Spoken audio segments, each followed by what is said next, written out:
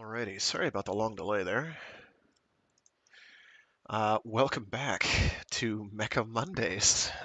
We are starting a new seasonal format where every year it'll change to the next season along. This is largely to keep the playlists in a manageable number video size. 200 something videos just sucks to go through, as I have learned, trying to go and get things even remotely organized. So I'm now backed up for my reading stuff. My other stuff can take a flying hike, I guess. Let me get out of that. Come on. And here we go. Yeah. So another change to our format, and this will apply to uh, everything but Wordy Wednesdays, which just got created anyway. So that won't need it. Um, Wednesdays are going to still basically kind of be a float day. Um, I'll use that day as and where I need it to be whatever I need it to be, um, for the most part. If it gets to the point where, I don't have to really divvy things up the way I'm having to do for Hyperion, great, cool. Then we'll read short stories there. That sort of thing. Basically, there's going to be a lot more reading for everyone who enjoys that. Um, if that's not why you're here, please tell me why you are so that I know. Otherwise, I won't know. Um, at any rate, a bit of a format change and a start to a new adventure, while also sticking to our guns as far as mecha adjacent material is concerned. In this case, it's the novelization of Mobile Suit Gundam by Yoshiyuki Tomino. Yes, the man, the myth, the legend, good old kill 'em all Tomino. If you have not seen certain shows by that individual, you probably don't know why he's got that appellation. Trust and believe that because of the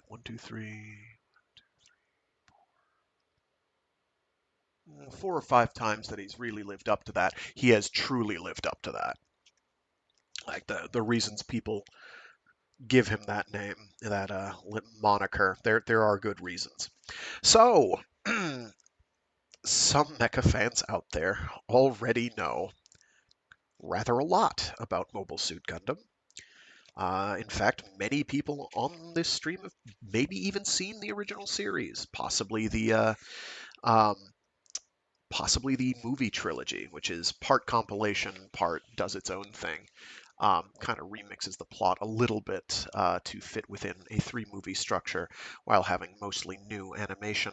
Um, very good. Highly recommend. If you have to dip the tiniest toe into the pool that is the original Kidou Senshi Gundam, I would definitely recommend um, both the series and the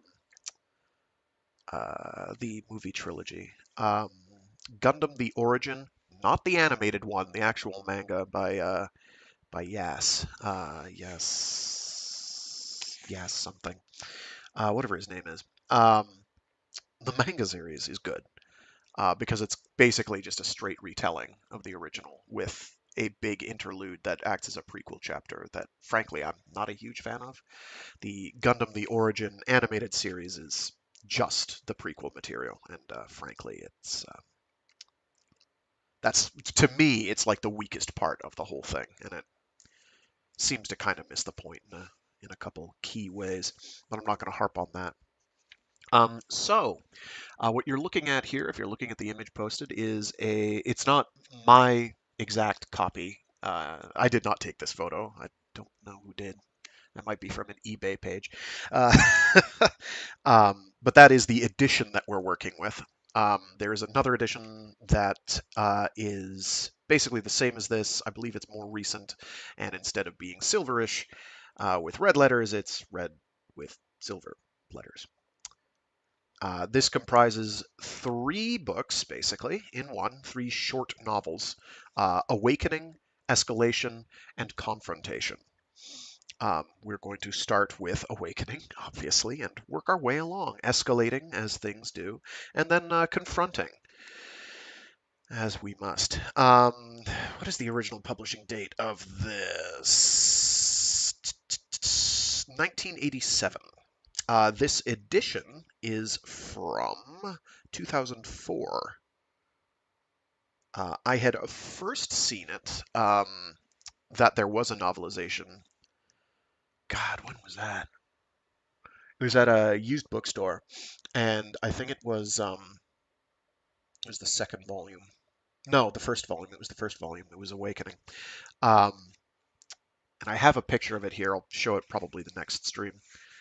Um, and I didn't pick it up, and then I saw this years and years later, and was like, "Oh, I should grab that," because by then I was pretty thoroughly inculcated in the cult um, of Gundam, because God knows there's been enough spin-off series uh, to the original, to the point where now it is one of Bandai's biggest financial juggernauts ever, um, up there with the likes of their Dragon Ball Z merch and all that.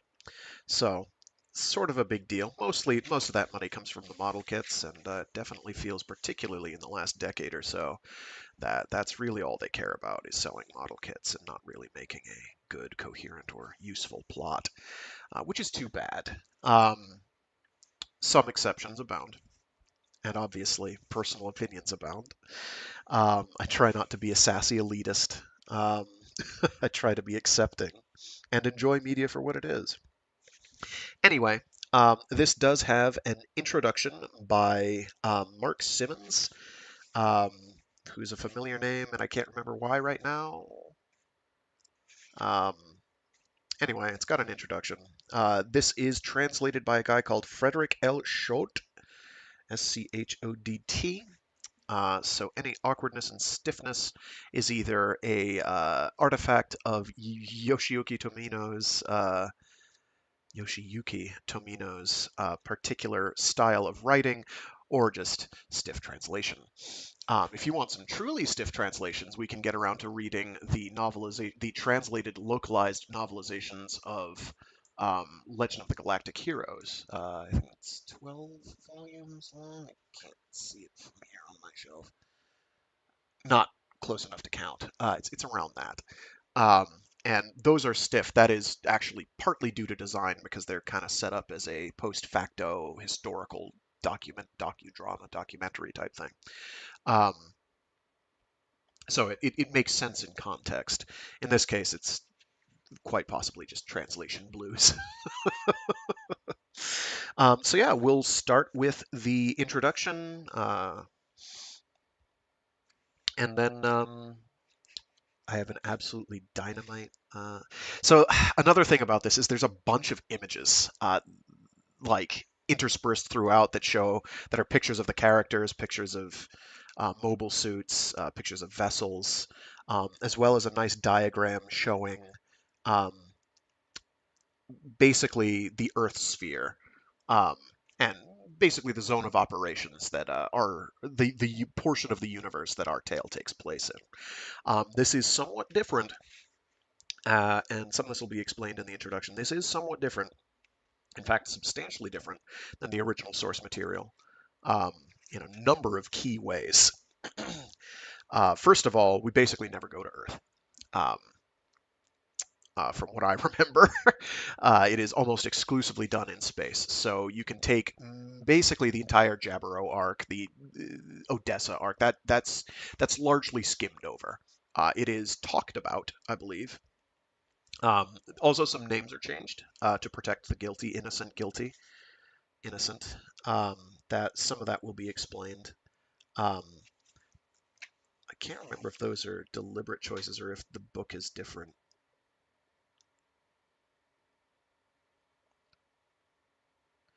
There's also a bunch of like one of the big ones, and I know the introduction points this out.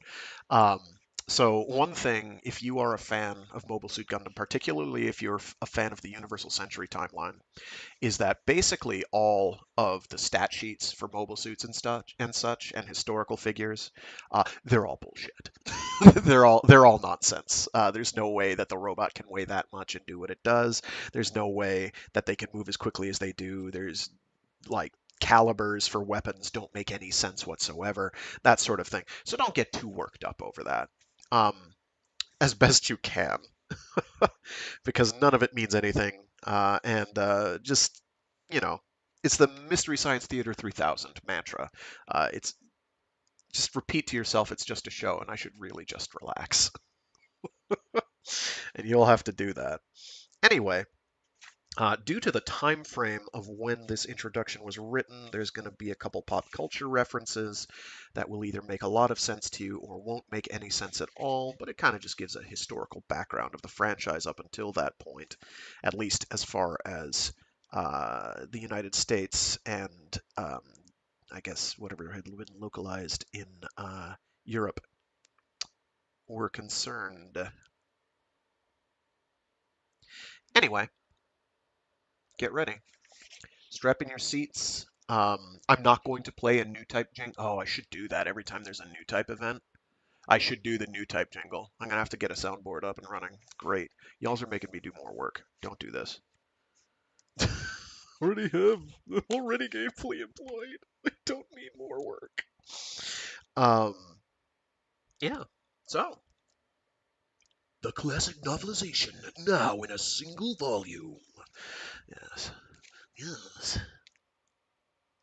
So, give me a sec here. I'm going to get a bit of water in me, and we'll get cracking.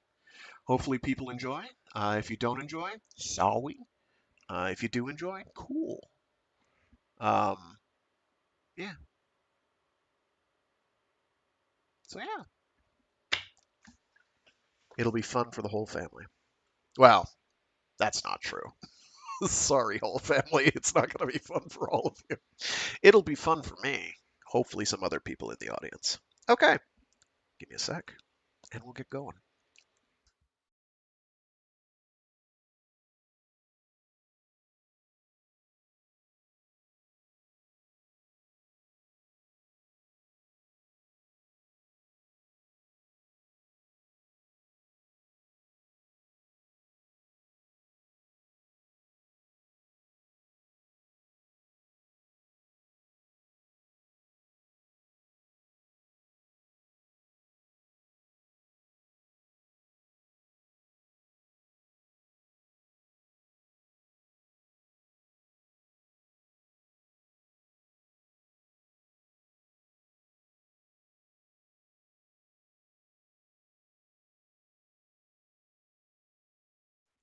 Yo, sorry, already off to a rough start.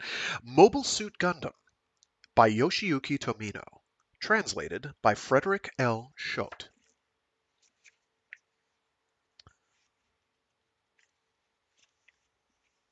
Introduction by Mark Simmons.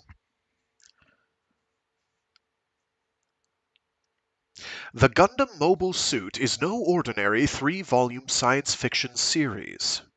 Thus began translator Frederick L. Schot's preface to the English-language edition of Yoshiyuki Tomino's Gundam novels when they were first released in 1990. The purpose of Schot's introduction was to explain the history of the Mobile Suit Gundam saga to Western readers. But ironically, those now long out of print English language novels have themselves become a landmark in Gundam history, as the first Gundam works to be officially released in English.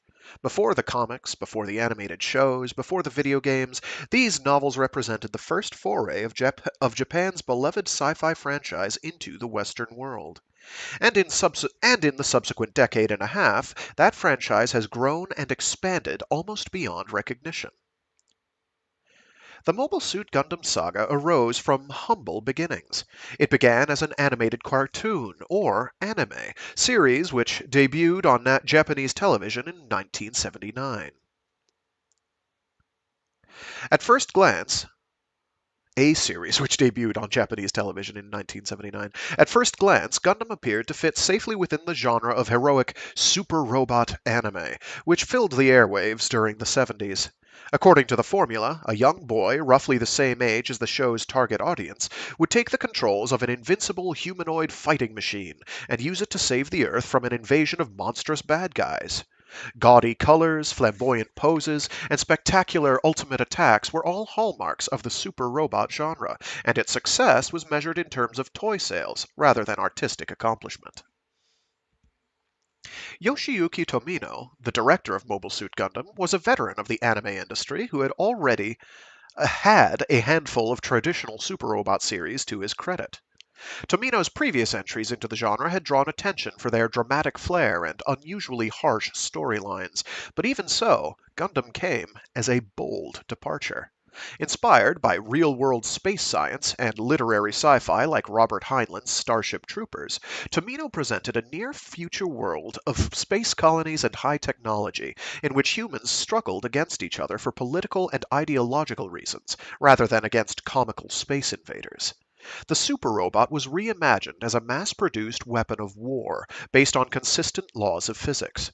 And instead of dauntless heroes and dastardly villains, Tomino populated his story with complex and troubled characters who wrestled with moral conflicts and personal problems even as they struggled to survive amid the chaos of a catastrophic war. Given the ambitious nature of Tomino's work, it's not surprising that at first the audience didn't know what to make of it.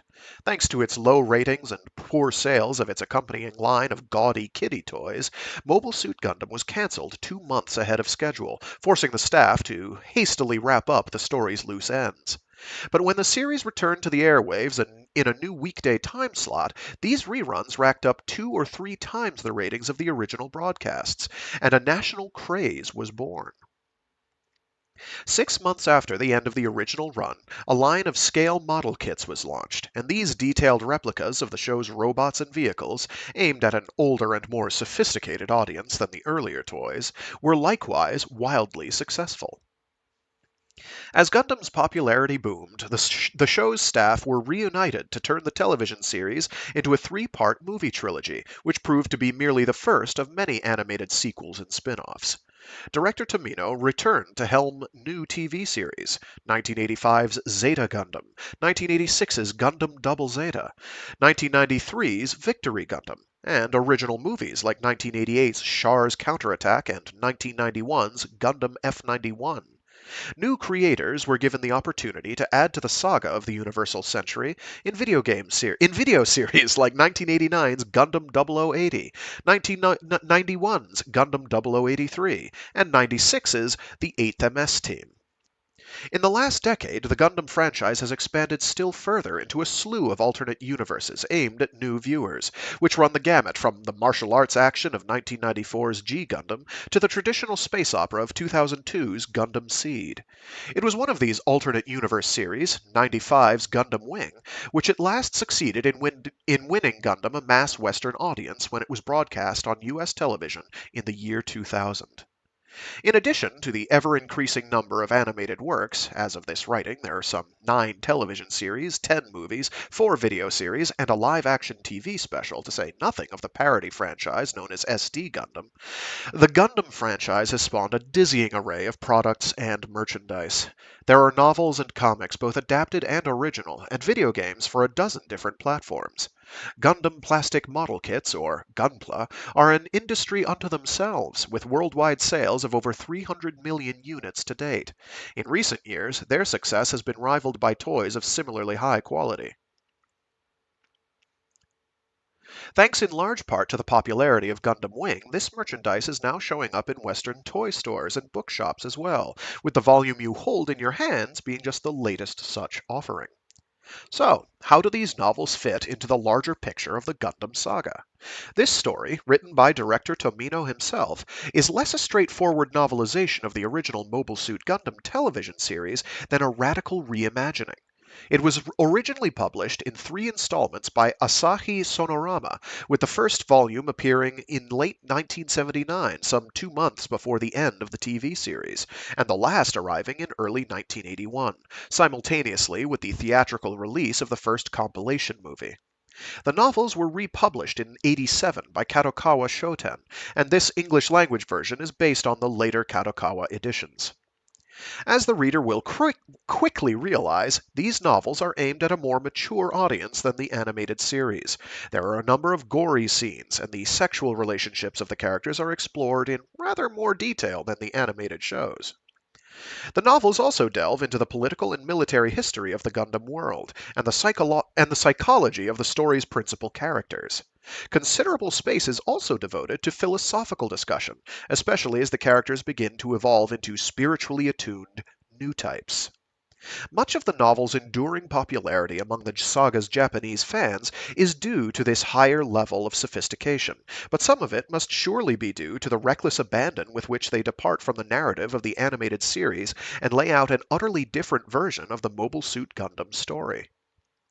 The novels recounting the history of the Universal Century world, the early days of the space settlement program, the origins of the totalitarian Principality of Zeon, and the opening battles of the apocalyptic One-Year War, serves to fill in gaps in the background of the animated story. As the earliest and most authoritative explanations of Universal Century history, these details have largely been accepted as canon by later creators. However, once the action begins, the storylines of the novels and the animation diverge almost at once. Here, hero Amuro Ray and his comrades are already uniformed cadets, rather than civilians who just happen to seize control of top-secret military equipment. Their battles take place entirely in space, and the voyage across Earth that takes up the middle section of the animated series is discarded outright. Amuro's encounter with enemy new type Lala Soon, which represents the climax of the animated story, takes place at the end of the first novel, where it represents just the first step in the process of his new type awakening.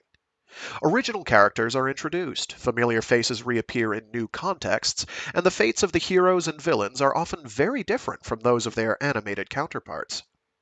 Despite the continuity differences, later entries in the Gundam saga have contrived to make reference back to these novels. Original characters from the novels, such as Zeon Prime Minister Darcia Bakharov and Giranzabi's secretary Cecilia Irene, were inserted into the compilation movies, along with new dialogue which refers to the background laid out herein. Later animated works, notably Zeta Gundam and Char's Counterattack, build on the novel's detailed discussion of new type phenomena. The Grey Gundam, codenamed G3, the carrier Thoroughbred, Char's Red Rickdom, and other arcana from the novels regularly resurface in spin-off stories and toy lines. But no matter how often the novels are referenced in later works, their drastically different plot means that they can only be regarded as a story unto themselves, existing far outside the continuity of the animated Gundam saga. Rather than recounting the events of the animated story, the novels provide a new perspective on the Gundam world, allowing us to see it as it might appear in the absence of the commercial constraints that govern the production of giant robot anime. Here, the characters are allowed to experience love and lust, ambition and despair. They inhabit a world of fantastic technology in which soldiers grumble about dirty instrument panels and cramped cockpits, and even master warriors struggle against the limitations of their machines and their own flawed human psyches. Rather than a plot device to help the heroes win battles, the new type phenomenon becomes an avenue for exploring the nature of the human soul, and the prospect of a future in which humanity may yet evolve beyond the need for war and violence. And that, as far as this writer is concerned, is the very essence of Gundam in all its diverse forms and flavors. I'm delighted to see this landmark work made available once more to a new generation of Western fans, and I hope you find much enjoyment and understanding in it. Mark Simmons. Postscript. For the serious student of the Universal Century world, a few technical notes. First, Mobile Suit Gundam mavens will note that the vessel on which our heroes travel is herein described as the White Base class carrier Pegasus, rather than the Pegasus class carrier White Base, featured in the animated story. This curious inversion has been faithfully retained from the Japanese novels. There are also numerous differences between the facts and figures presented in these novels and those cited in other sources, including such matters as the heights of the mobile suits, the dimensions of the space colonies, the dates of historical events, and the ages of the characters. These discrepancies are likewise present in the Japanese editions of the novels, and it's probably best not to worry about them.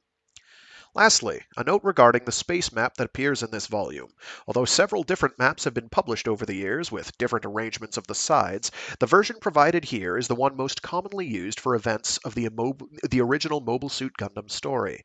This version of the map, in which Side 5 and its Texas zone are located in front of the moon at Lagrange Point 1, also matches the descriptions in Tomino's novels. I do not have a copy of that image to show on screen. Sorry. Just trust me that at Lagrange point 3, you've got side 7 and Luna 2. At Lagrange point 4, you've got side 2 and side 6. You've got Lagrange point 1 has side 5, Texas. On Lagrange point 2, you've got side 3, which is the Principality of Zeon, as well as Aboaku. And then on Lagrange point 5, you've got side 1, side 4, and Solomon. I believe the book gives a reasonable description of what the sides are. Failing that, we'll get to it.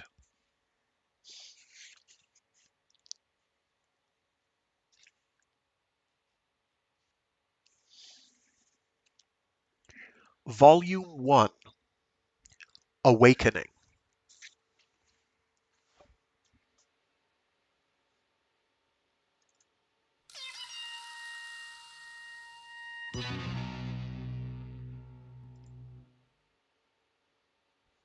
Side 7, Chapter 1. Sorry, Chapter 1, Side 7. The instrument panel's decoration to let you know if you're facing front or back. Oh, sorry, The instrument panel's decoration to let you know if you're facing front or back. The only things you can really count on is your eyes. And they're useless unless you use your damn brains. Understand? God help you numbskulls when you become pilots. With spittle flying, Lieutenant Junior Grade Ralph thundered at the 5 young pilot cadets standing at attention in front of him, but they were having a hard time concentrating. Their empty stomachs were making too much noise. When the Pegasus entered inertial flight, the cadets were required to stand in the command center and observe the warship's 7 regular pilots practice takeoff and landing in their core fighters. And they had to do more than just watch. When a core fighter was about to land, they had to yell out the correct landing procedure before the pilot actually executed it. And if anyone failed to respond with the proper spirit, Ralph's left hand would let them know right away. Despite its realistic fuzz, the thing was artificial, and if it ever really connected in the weightless environment, it could slam a cadet into a fixture in the command center and lay him out for 3 days. Unlike most warships, when last in port, the Pegasus hadn't been fitted with protective padding. The Pegasus was finally on a real mission to proceed to Side 7 and pick up the new mobile suits. It was time for Ralph to teach the newcomers about the ship, about the core fighters. It was time for young men to learn to submerge their wills to that of the ship. On the Pegasus, the best of the white base class, this was the way things were done.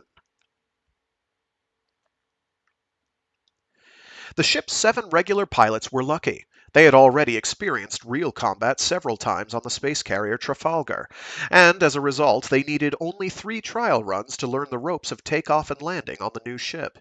For the 5 cadets, hell was just about to begin. First, they performed a textbook pre-flight check on 5 core fighters. Then they each climbed in one. It was their first time in a real core fighter, and it was their first time to attempt a takeoff. Follow me! Ralph yelled. The lieutenant was irritated, and he had a right to be. He was one of the regulars. If the ship picked up 6 mobile suits as scheduled, and if the higher-ups ordered them into action on a round-the-clock basis, even 12 pilots wouldn't be enough. The cadets were young and fresh out of training. The only way the regulars would be able to lighten their own load would be to make sure the boys could take up the slack. Ralph's core fighter catapulted out of the ship's port hatch, and the cadets followed. Ryu Jose and Kai Shiden from port, Amuro Ray, Sean Crane, and Hayato Kobayashi from starboard. Ahead and to the left, Amuro Ray could see the revolving red light on Ralph's machine. Using it as a guide, he twisted his core fighter's joystick to the left. Gingerly, like turning an egg in an egg cup. It was a good analogy, he thought, while marveling at the stars blazing silently all around. His sun visor had a reflective coating on the outside, but from his perspective it was colorless and transparent, and through both it and the fighter canopy he could sense the indescribable stillness of space. But inside his helmet his ears were filled with noise. Amid the static caused by Minovsky particle interference, he could hear the sounds of transmissions between Lieutenant Ralph and the Pegasus, and the calls of the other four cadets, echoing over and over again. Amuro thought about how Ralph always said that, "To be a real pilot, you gotta learn to sort the important crap from the noise." Ralph belonged to the amoeba brain school, and he wasn't into sophisticated logic. "Don't worry about your eardrums rupturing," he was also fond of saying. "Your headphones have got an automatic volume control." The 6 core fighters were now strung out in a curve like a strained fishing pole, as the lieutenant's machine led them back to the mothership. With the sun on his right, Amuro thought how fitting it was that the Pegasus was known as the White Base, for as it floated to his left, lit up by the direct light, its body was a beautiful, pure white. But the ship's configuration was definitely complicated. The bridge was in the center of the ship. The prow was divided into 4 separate units for catapult decks, and the stern was similarly split into 2 units for the main engines. On the left and right sides, heat-dissipating panels with built-in solar batteries stretched out like giant wings. Viewed from one angle, the ship's profile could indeed look like the winged horse of its namesake, or at least a boxy wooden one. But it could also resemble a skinny sphinx, or even a dog lying prone with its front and back legs extended. In fact, Amuro decided, Pegasus was really too limiting a name for such a ship. "Amuro!" Lieutenant Ralph barked. Amuro's core fighter had strayed 2 degrees off course. "Sorry, sir," he yelled back with force, imagining how nice it would be if he ruptured the lieutenant's eardrums. In front of him, Ryu Jose's fighter plowed into the arresting cables strung under the Pegasus's port side front hatch. Amuro, next in line, raised the landing hook behind his core fighter cockpit and sailed into the cables under the starboard hatch.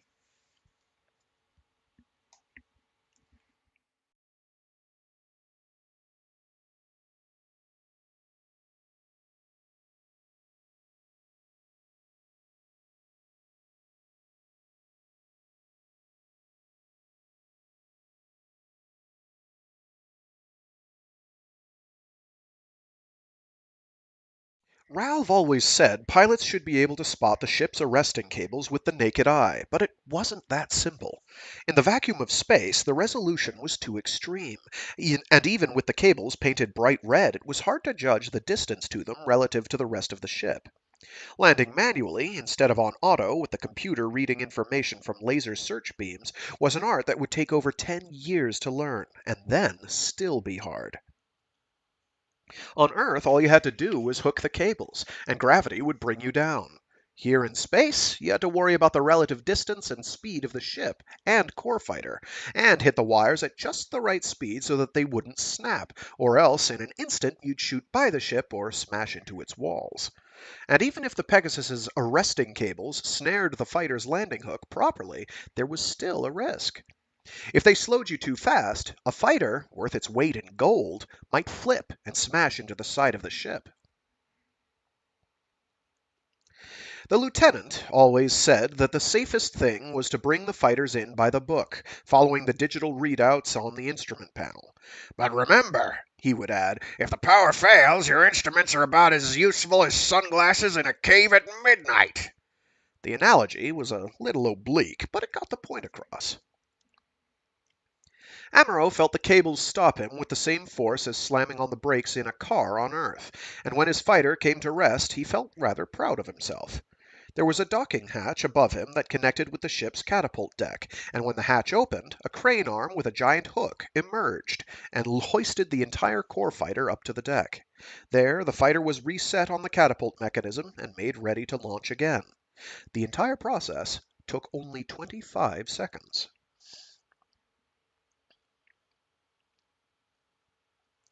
Core Fighter Number 4, Chief Petty Officer Amuro Ray, prepare for launch. You are cleared for takeoff. The confident voice came through loud and clear from an officer in the command center. Inside the Pegasus, all communications were hardwired to avoid interference from Minovsky particles, and even subtle nuances could be read in a man's voice. Ready for launch! Amuro yelled back with vigor, trying to sound like a proper pilot should. As a cadet, he knew that if he used the wrong language or tone, it would be reflected in his grades. Then his core fighter soared once more into space.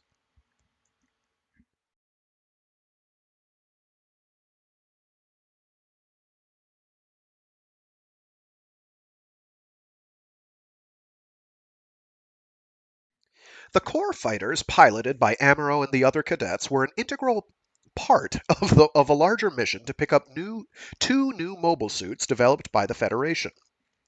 Models called Gundam and Gun Cannon. Mobile suits, or MS, were giant humanoid heavy armor machines, a new type of weapon designed for close quarter combat in outer space, and introduced for the first time in the current war. Externally, they resembled robots, but they were operated by human pilots in cockpits in their core modules. Unfortunately, Federation MS development had only begun 6 months earlier.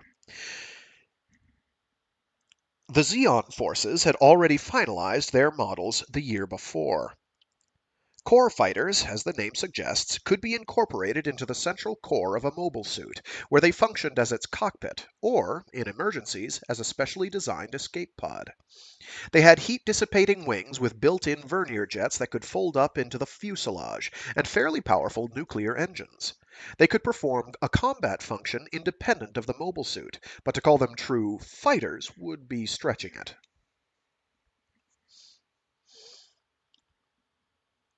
Back at the ship, Lieutenant Ralph continued doling out advice to his pupils. The Gundam and the gun cannon mobile suits are even trickier to pilot than core fighters. Gotta handle 'em like a good woman in bed with care. What would you boys know about that? This war's wiped out so many people, you never know unless we beat Zeon. And you get to sow a few oats with their women. Don't ever forget that. Amuro, standing at attention, stared at the lieutenant. He had an awful habit of waving his artificial left arm when he talked, probably to compensate for a complex about it.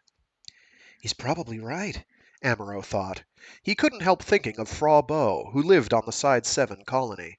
He had lived there himself until enlisting in the Federation forces, and for the first 3 months or so thereafter he'd received video letters from her on a regular basis. But then they had stopped. Now, on the Pegasus, he was headed back to his old colony.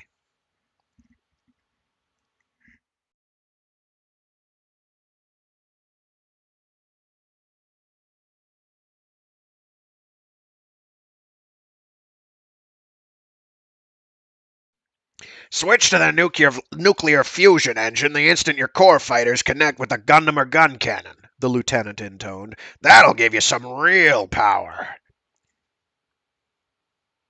But then Ralph suddenly punctuated his monologue with a Damn you! and his metal fist sliced through the air, barely missing Amuro's left temple. Amuro didn't mean to duck, but did so out of reflex when he felt the hand crease his hair. The lieutenant left the floor from the inertia generated by his hand's own swing. If that thing had connected, thought Amuro, I'd be a goner. But he had no time to feel relieved. The lieutenant quickly spun on his feet, and with his own weight and momentum regained his balance. Then he turned to Amuro. Not a bad dodge for an idiot with his head in the clouds, but not good enough. You two on either side of Mr. Amuro. Restrain him. As ordered, Chief Petty Officers Ryu and Kai reluctantly held Amuro's arms. Ralph then grabbed him by the collar with his right hand and slapped him across the face 4 times in a row with his left. Enough for now, he yelled. You're all dismissed for an hour. We meet later in the briefing room. Hop to it.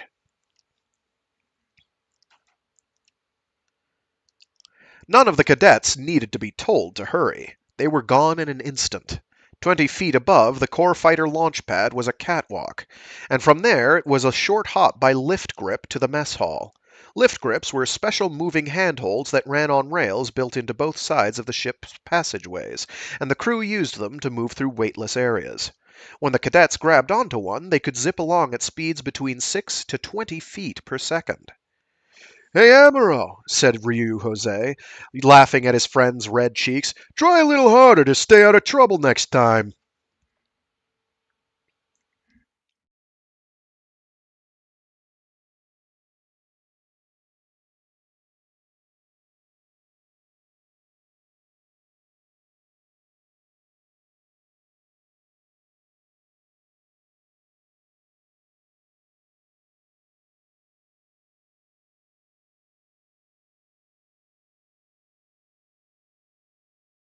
On the Zeon Musai cruiser, Lieutenant Commander Shar Aznable flexed the tip of his toes and floated up to the bridge. Musai-class ships were so quiet that when he landed, the only audible sound was that of the velcro of his boot soles meshing with the carpeting on the floor. Still, Dren, a junior-grade lieutenant, had sharp ears. Turning, he said, "We'll reach Side 7 in 15 minutes, sir." Shar grunted in acknowledgement and stared out of the bridge window at the panorama unfolding before them. It was something he always enjoyed. There, down to the left, was Earth, an illuminated crescent floating in space. And next to it was the reddish rock crescent of Luna 2, reflecting like a rusty little hand sickle. Luna 2 was the nickname for Juno, an asteroid parked 12 years ago in a moon-like orbit around Earth. Originally from the area between Mars and Jupiter, humans had moved the asteroid to its present location, opposite the real moon, so it could be used to supply important minerals and landfill to over 200 colonies. After years of mining, it retained little of its original shape and was now a lemon-shaped lump of rock less than 80 kilometers in diameter, floating in an area referred to as the Shoal Zone, heavily fortified by the Earth Federation Space Force since the beginning of the war. Zeon cruiser-class warships rarely attempted to enter the area, but that did not stop regular skirmishes between patrols sent out by both sides. "Laser scope!" At Shar's command, the monitor on the port side of the bridge displayed an image from the laser system. It showed the warship Shar sought, floating in space between two asteroids on the other side of the shoal zone. But the image was not a true depiction of reality. The system detected what information it could, the computer analyzed it, and then, using inference and extrapolation techniques, finally output a detailed computer graphics image. Since the computer database did not yet contain specific information on such a new design of ship, however, the system could only display a silhouette of what looked like a resting, 180-meter-long wooden horse. On first seeing this silhouette, Shar had remarked that it "looks like a Trojan horse," thus coining the name used for the enemy ship used on board the Musai. Unlike most Federation warships he had seen before, this one's shape also reminded him of an old-style Navy landing or transport craft. "Something about that ship worries me," Shar muttered. Then he called out, "How far are we from Side 7?" In response, an enlisted man stationed in front of the monitor typed in a command on the keyboard.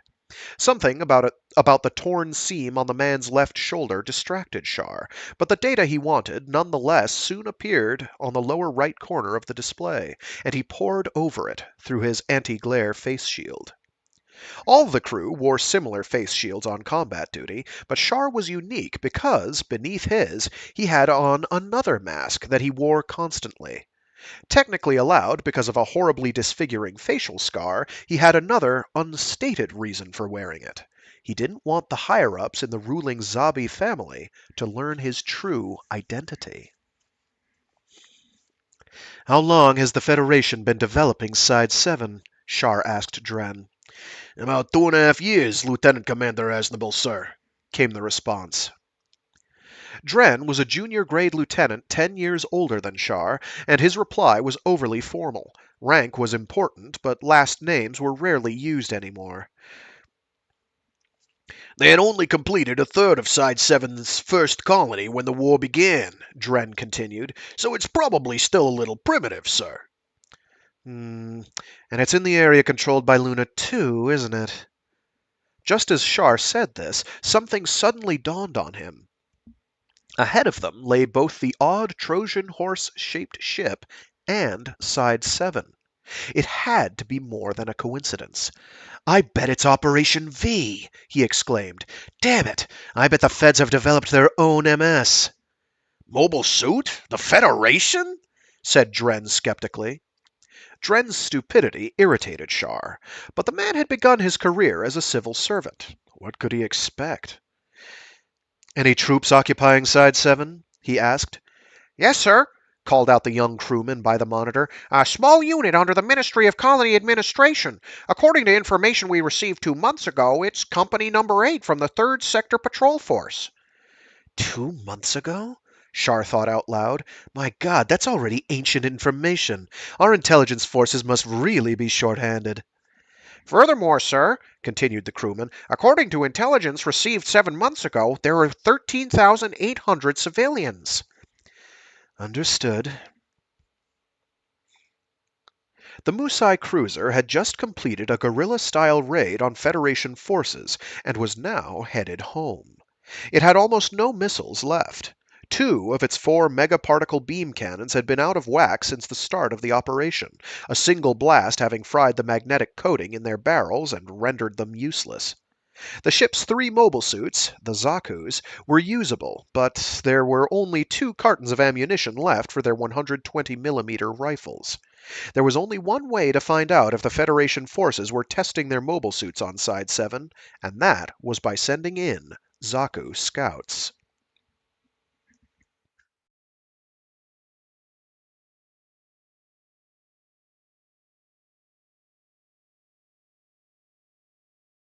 Ooh, I just saw that I have comments.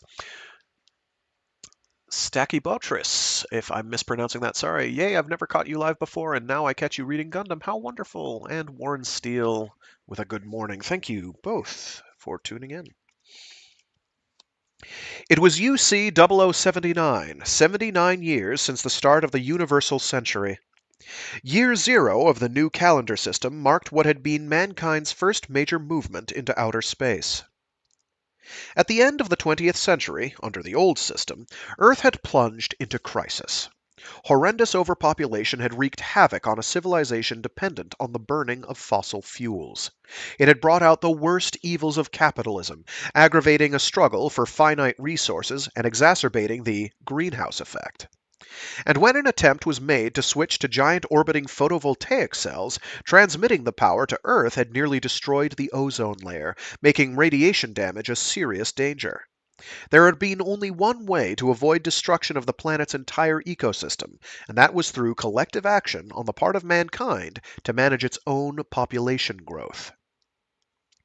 With Earth's very future at stake, a bold, massive program to colonize space was proposed and quickly adopted. In what seemed like a science fiction dream at the time, groups of floating colonies called sides were constructed at Lagrange points, specific locations around the Earth and Moon where gravitational fields of the Sun, Earth, and Moon all neutralize each other. In the early days, individual colonies were giant floating cylinders 3 kilometers in diameter and 38 kilometers long, but later they doubled in size.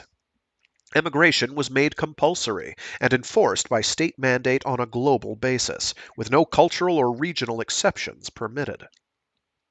The first group of 40 colonies, Side 1, was constructed at the 5th Lagrange point. It was followed by construction of another group called Side 4. Sides 2 and 6 were built at the 4th Lagrange point. Side 5 was built at the 1st Lagrange point. And then Side 3 was built at the 2nd Lagrange point, in an area colloquially known as the back of the moon. By UC 0045, Luna 2 had been parked in its moon orbit, and emigration to Sides 1 and 2 had been completed. When construction on Side 3 began, the colonists on the first two sides had already begun to think of themselves as somehow different from people on Earth. The construction of the subsequent sides thereafter proceeded at an increasingly fast pace. By the time emigration to Side 6 ended and construction began on Side 7, a century-long colonization and emigration project was drawing to a close, and nearly 80% of mankind lived in space. But on Earth, more and more people began to rebel against the idea of emigration, and they petitioned the Earth Federation for permission to continue inhabiting the planet, to preserve the native human stock, as they put it. As Earth residents, however, they still insisted on retaining the right to rule over all space colonists. Inevitably, perhaps, a schism occurred between the Earth residents and the colonists, or spacenoids, as they were sometimes called. The most dramatic example of this occurred on Side 3. In UC 0054, a young revolutionary named Zeon Zomdaekun declared the colonies of Side 3 to be an independent republic. But 4 years later, he suddenly died and was succeeded by Degwin Zabi, who resurrected an archaic concept of a sovereign state akin to an archduchy. I believe I'm pronouncing that correctly. Archduchy? Pretty sure it's archduchy, because it's a dukedom. Established the Principality of Zeon and declared himself its absolute ruler, or sovereign. Could be archduchy. It sounds a lot less silly than archduchy. The men and women on Earth, needless to say, were in no mood to relinquish control to an upstart sovereign, and they remained determined to continue ruling the colonies from the home planet. But in their determination, they ignored both the difficulties of remote rule on such a vast scale and the realities of a changing era. Matters came to a head when Degwin Zabi decided he would no longer be at the mercy of unilateral decisions made by a distant Earth Federation. Rallying the colonists of Zeon around him, he organized an independent military force and decided to resist by force. And thus mankind slid into its first war in space. Two things made Degwin's audacious military stance possible. The first was the use of Minovsky particles, named after their discoverer. When several types of these infinitesimally small, charged particles were scattered in space, they fused with plasma and created an unstable ion state, which absorbed rather than reflected radio and radar signals. Minovsky particles were short-lived and limited by the fact that they had to be continually scattered in space, but they nonetheless fundamentally altered the rules of combat. For all intents and purposes, they rendered radar-based weaponry unusable. Then, two grown children of Degwin Zabi's, Girin and Kycilia, developed a new weapon that cleverly exploited the new situation. Called the Zaku, it was a mobile suit. Like warships of the time, it was powered by nuclear fusion engines and could therefore engage in long-term, sustained combat. But because it could use a variety of firearms interchangeably, it was also highly effective in close-quarter combat, even in the presence of Minovsky particles. This, combined with its maneuverability, hit-and-run attacks, and tactic of jumping directly into the middle of a battle, meant that one Zaku could single-handedly destroy an Earth Federation Magellan-class battleship. Zaku's, more than anything else, enabled the Side 3-based Principality of Zeon to embark on its War of Independence, and helped the opening rounds of the one-week battle go more or less as Girin and Kycilia Zabi had expected. Zaku's were not without their flaws. When armored with a compound triple honeycomb construction, a 16-meter tall suit was said to be the maximum that a man could operate. And the pilots complained about the cockpits. The entry hatch was right in front of the instrument panel and was difficult to get in and out of. Weightlessness usually made this no problem, but pilots griped that the instruments were often dirty. The Zaku's 120mm rifle, however, was exceptional. Only called a rifle because the mobile suit held it like one, in reality it was a cannon. When used in close-in fighting, it enabled pilots like Lieutenant Commander Shar Aznable to accomplish what had once been unthinkable. Piloting a single Zaku, Shar had destroyed 3 of the enemy's Magellan-class battleships and 7 Salamis-class cruisers. This feat had earned him both a special promotion to Lieutenant Commander and the fear and respect of the Earth Federation forces, who knew him and his red-colored Zaku as the Red Comet.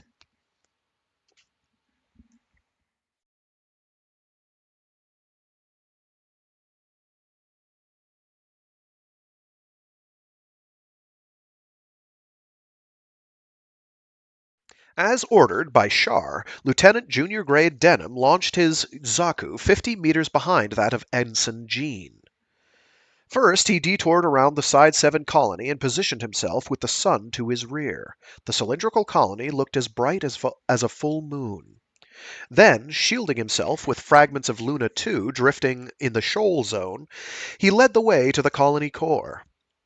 It is hard to keep a cool head when closing in on an object 3 kilometers in diameter.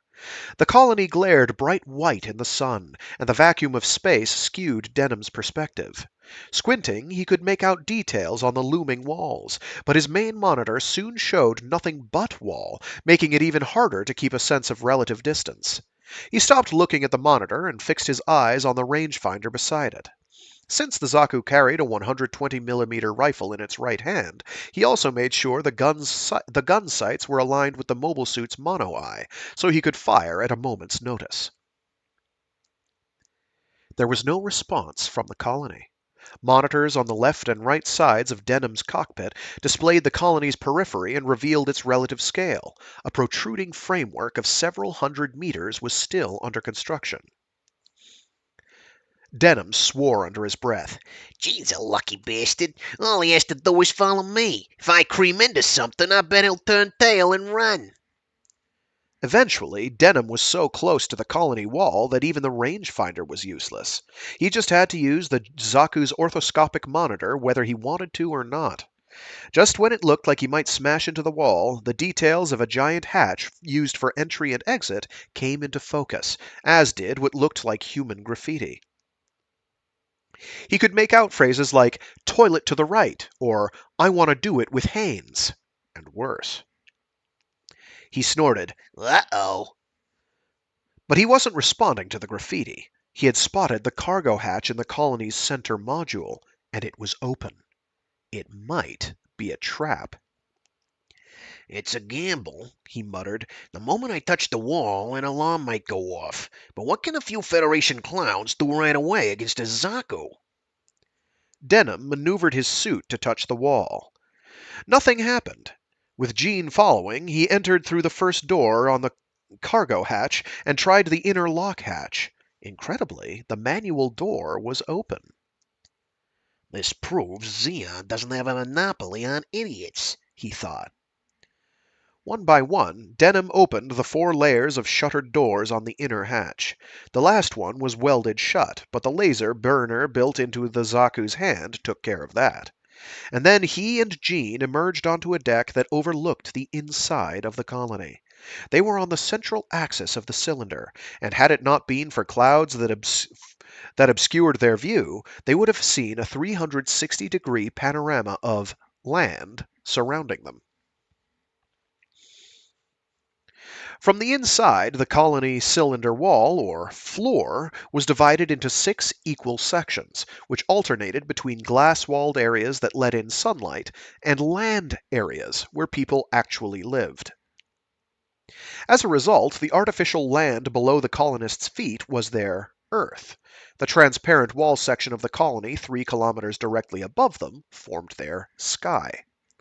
An enormous array of mirrors built outside the colony cylinder, next to the glass sections, distributed natural sunlight evenly throughout the interior, and by adjusting the angle of the mirrors to universal mean time, it was possible to create an illusion of day and night, even to generate a sense of seasons and regional differences.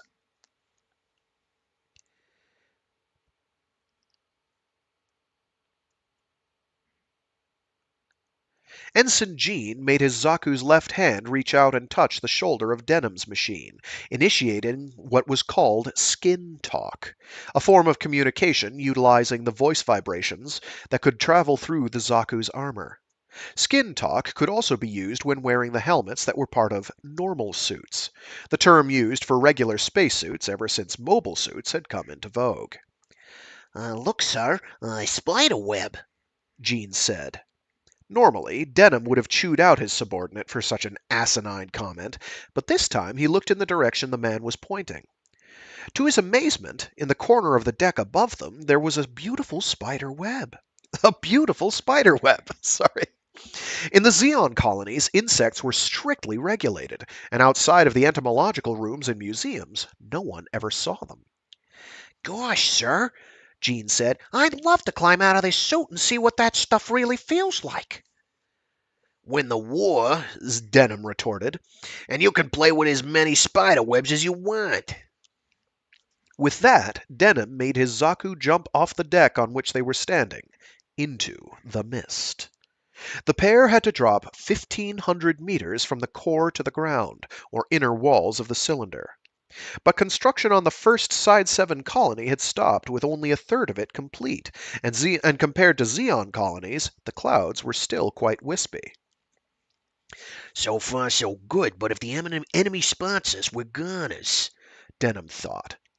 He noted that there seemed to be a fairly high concentration of Minovsky particles diffused throughout the colony, and realized Shar's hunch had been right. Something's going on here, he concluded.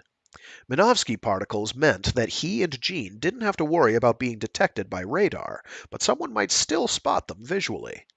He'd just have to rely on the fact that it was early morning in the colony, 4:30 a.m. to be exact. As Denim dropped closer and closer to the ground below, he was surprised. He had imagined that a colony still under development might look a little like this, but compared to Xeon's ergonomically designed, calculated environments, the area below seemed awfully primitive. Nonetheless, he soon spotted an open, undeveloped zone with what appeared to be some sort of military facility. While keeping the trajectory of his Zaku aimed at it, he noticed something flash in the corner of the site. I wonder if that's their MS, he thought.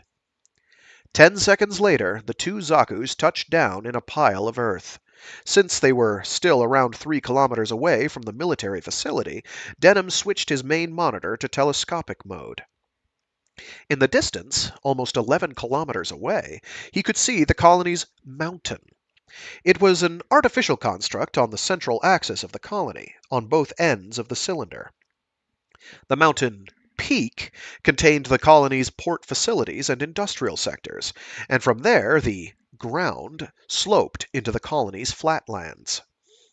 As Denim watched, a giant elevator platform built into the side of the mountain began to slowly rise. There was no mistaking the exposed, red-colored machinery it carried. It was a humanoid mobile suit.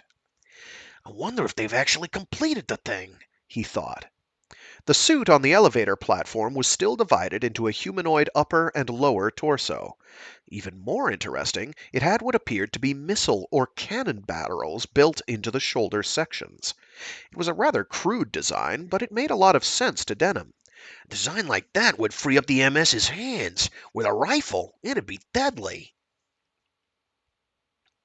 Then Jean initiated skin talk. "Sir," he said, "look at that trailer down there on the left. The white thing on it might be another MS." Sure enough, a self-propelled flatbed trailer was in the process of pulling another mobile suit, half covered with a tarp, out of a gigantic building. But it was clearly a different model from the one on the elevator. Its eyes were in exactly the same place as a human's. Jeez, it looks uncannily human, Denim grumbled, but making a weapon lifelike doesn't always make it better. Having confirmed the existence of 2 enemy mobile suits, it occurred to Denim that if, as it seemed, the Federation forces were doing final operational tests on them, there ought to be 2 or 3 more suits around somewhere. Okay, Denim, he said to himself, it's time to make your move. What's it gonna be? The best plan would be to capture the two Federation mobile suits right in front of them. But this might also be the right time to show Lieutenant Commander Shar Aznable, that young upstart so favored by the Zabi family, what a real combat veteran could do. Now, how many suits have we really got here? He thought out loud.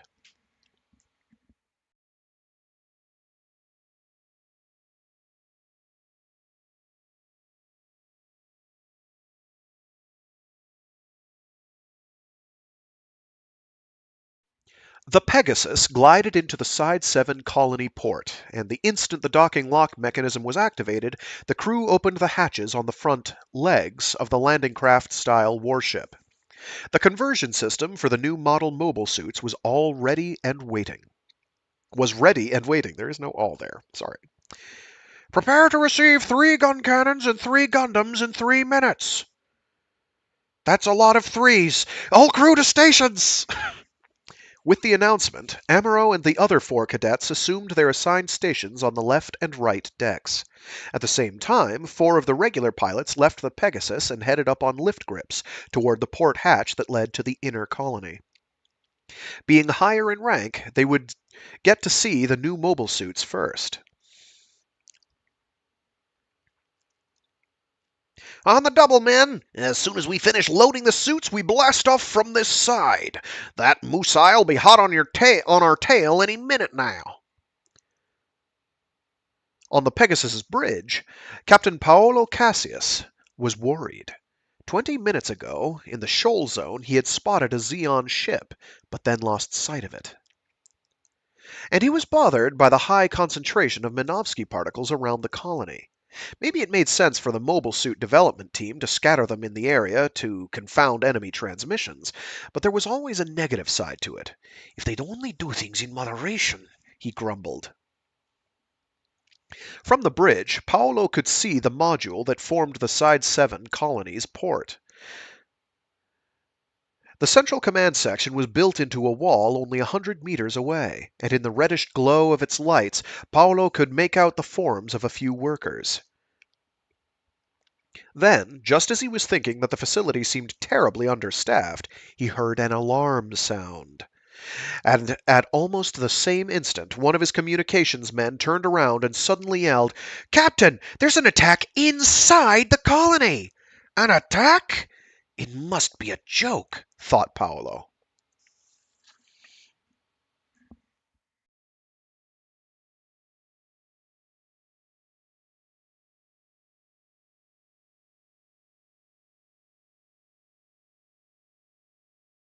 Zeon Scout Lieutenant Junior Grade Denham had, after all, decided to demonstrate what sort of stuff he was made of.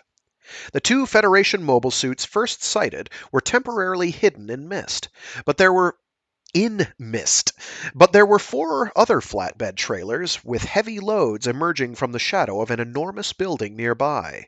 He waited a couple of seconds to make sure there were no more trailers, and then ignited the jump verniers on his Zaku. With the thrusters, he could make his giant suit jump 800 meters in a normal gravity environment. Ensign Jean followed in his Zaku.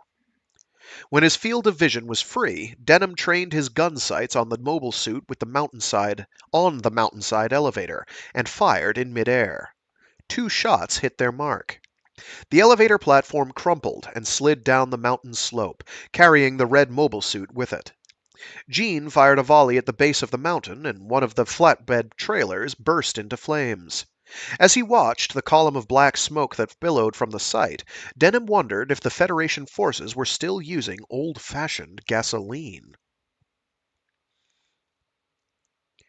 When the 2 Zakus touched down, their legs skidded in the soft earth of the colony floor, and they were immediately met by a wire-guided missile zooming toward them from off to the left. Inside small colonies, guided missiles had to be wired to avoid Minovsky interference. Denham tilted the Zaku's upper torso a tad to let the missile zip by harmlessly, then slashed its guide wire with his left arm. He hadn't expected any resistance from the Federation forces, yet to his astonishment they actually seemed to have considered the possibility of an attack from inside the colony. Several enemy cars with missile launchers appeared, but the Zaku's picked them off like sitting ducks with their rifles. The Federation crowd didn't seem to have any idea how to properly use these slow, electrically powered vehicles in combat.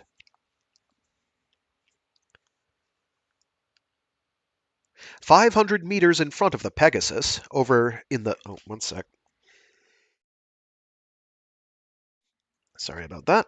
500 meters in front of the Pegasus, over in the port area, a hatch leading to the inside of the colony opened, and Amuro suddenly heard a roar from behind him. To his amazement, two core fighters launched from the ship and soared into the colony. Core fighters weren't really designed as fighter planes, and it was sheer madness to take them into combat in the narrow confines of the colony. The Side 7 colony, after all, was only around 25 kilometers long and 3 kilometers wide. It would take all a pilot's skills just to avoid smashing into the colony walls that alternated between terrain and transparent sections, bringing in sunlight. Intercepting the enemy would be almost impossible. Inside the colony, Zeon Lieutenant Junior Grade Denham was shocked by the sight of the two tiny craft bearing down on him out of a crack in the clouds. No one had warned him of fighters stationed inside the colony, so he could only deduce they were from that odd-looking Trojan horse warship spotted earlier in the shoal zone. But did the Federation pilots really believe they could destroy his Zaku with simple strafing? If so, they were grossly underestimating his ability. He quickly had them in his sights and fired. The 120mm rifle wasn't equipped with diffusion shells, but Denham managed to pick them off anyway. The core fighters disintegrated in midair, fragments of them raining noisily down on the Zaku's armor.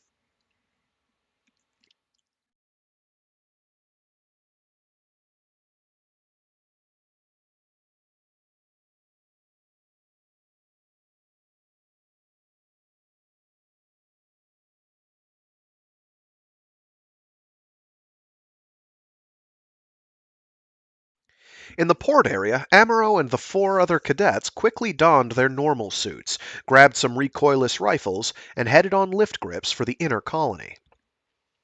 I hear 2 companies of combat troops have infiltrated the colony, Yelled Kai Shiden.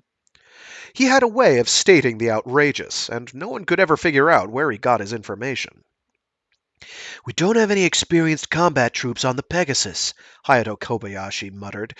I wonder if we'll be all right inside the colony.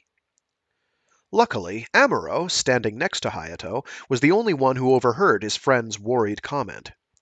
One thing's for sure, said Ryu Jose, taking his hand off the lift grip handle and sailing through the air. The enemy's not going to come running out to shake our hands.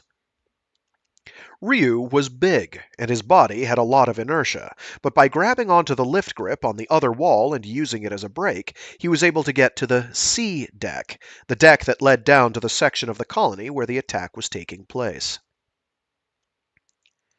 Explosions on the floor of the colony below reverberated through the air, and then 2 more core fighters took off from the central port entrance and promptly disappeared into the clouds in the cylinder's atmosphere. Not bad, Sean Crane said. Must be their small size that lets them turn on a dime. With Ryu in the lead, the cadets approached one of the colony's giant elevator platforms, and on the way got their first glimpse of a gun cannon mobile suit. The upper half of the machine, loaded on a trailer, was over 8 meters tall, but it looked smaller than they remembered it from slides and videos. It was the massive twin 28-centimeter cannon built into each shoulder that really gave it a strange sense of power and enormity. Even after a month of field tests, the thing's shiny, bright red body still looked brand new. Why don't they take the offensive with this thing? 'Cause it's got no legs, that's why. While listening to his companion's comments, Amuro noted the gun cannon's heavy armor and decided that, if given the choice, he'd prefer to pilot a mobile suit with that kind of protection. On the elevator platform leading down to the colony floor, the power failed. The cadets, therefore, found an unused Elicar, piled into it, and began half sliding, half driving down the rest of the colony's central mountain slope. As they gradually entered the world of gravity, they again felt their flesh settle around their hips, and their blood pulse towards their extremities. Try as they might, they couldn't suppress the knots growing in their stomachs. It was their first exposure to real combat, and the closer they got to ground level, the louder the explosions sounded. Blasts from guns, roars from missile launchers. Even with helmets on, the noise in their ears was so deafening that they ducked despite themselves. Then, 70 or 80 meters away, the elevator platform they had just been riding on received a direct hit. Their Elicar veered sharply from the shock waves, and then, with a whomp, its own metal frame buckled, white-hot flames shooting in all directions. Another explosion, this time from slightly above them, tossed the cadets into the air and, aided by a gravity half that of Earth, flung them against the foot of the mountain. Amuro hit the ground just as he remembered that he should have fully lowered his sun visor, but it still caught enough of the shock to protect his face. The visor was made of incredibly tough bulletproof plastic, and any impact strong enough to smash it would probably have decapitated him.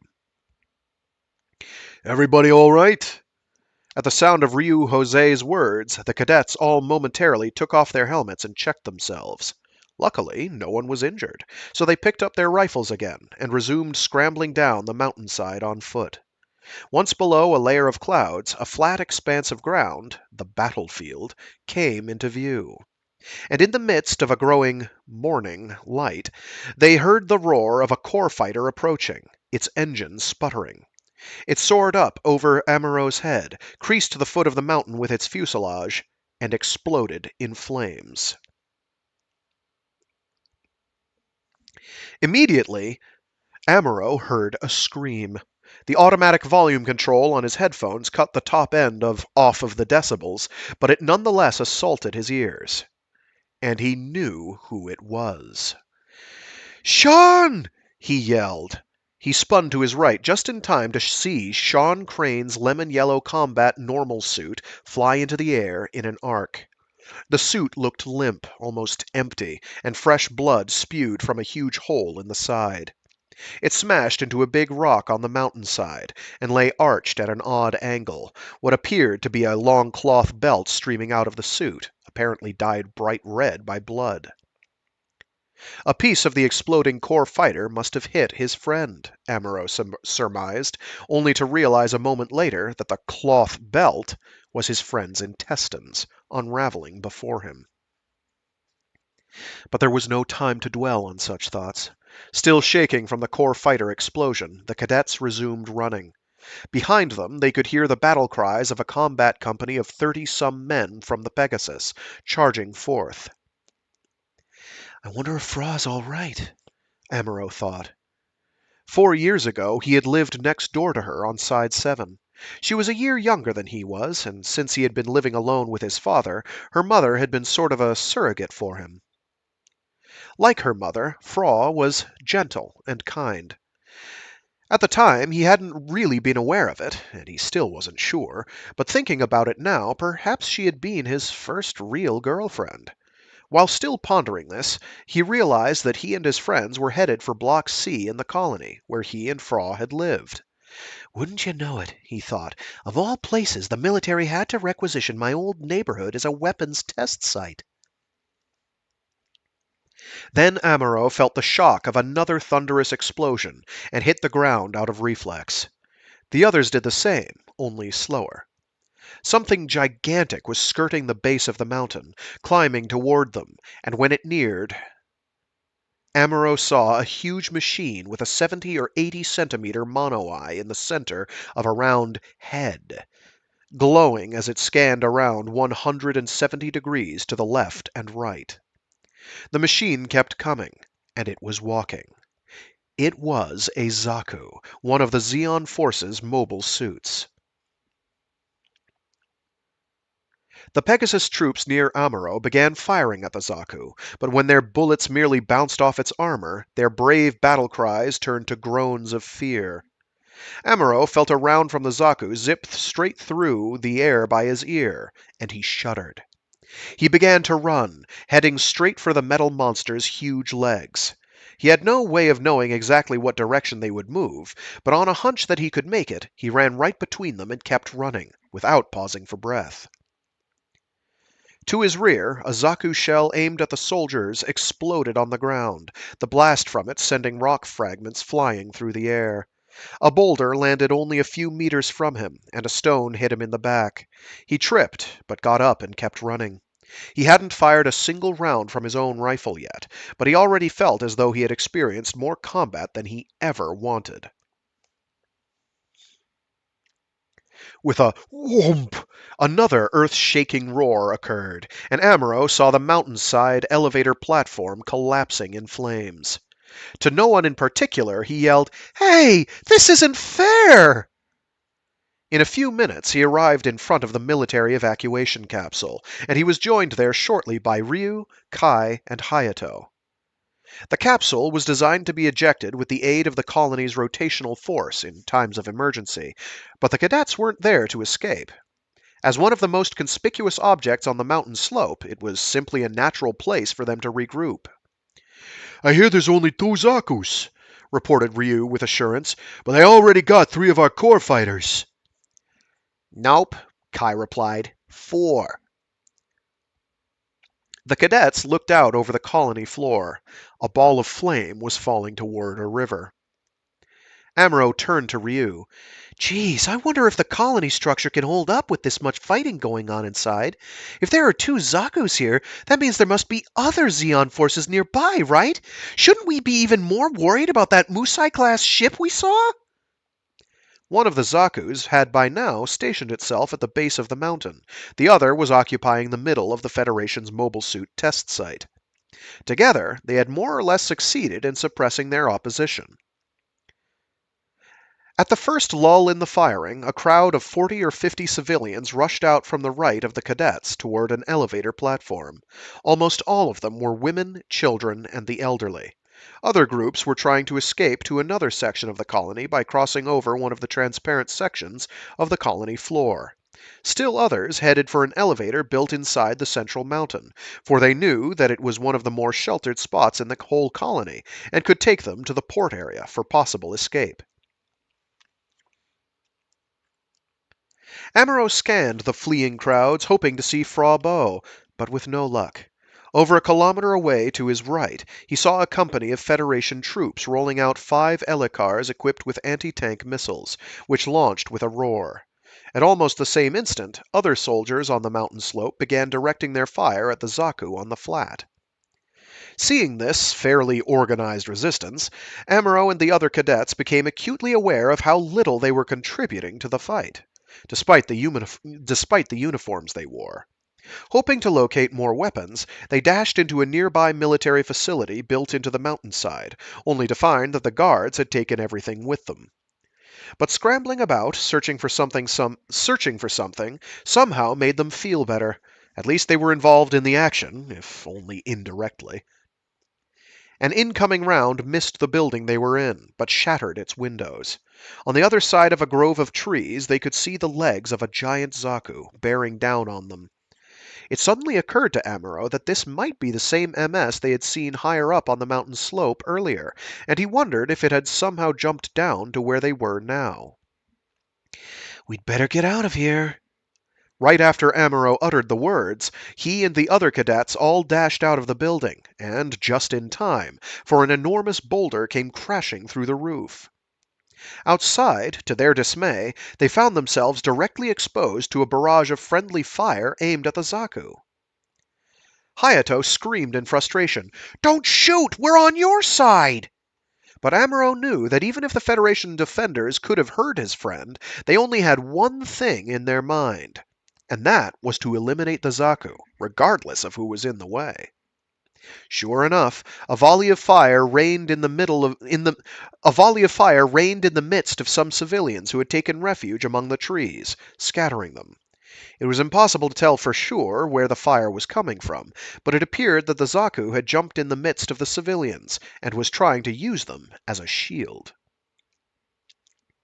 The cadets found an overturned Elikar, righted it, climbed in, and managed to start its engine.